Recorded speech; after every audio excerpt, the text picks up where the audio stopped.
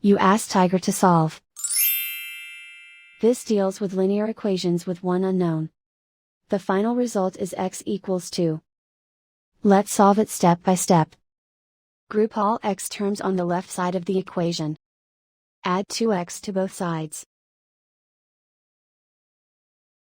Simplify the arithmetic. Group like terms. Simplify the arithmetic.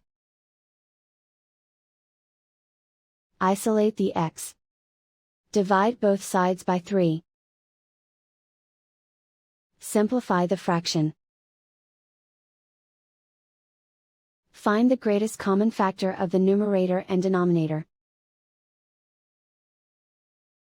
Factor out and cancel the greatest common factor. And so the final result is x equals 2.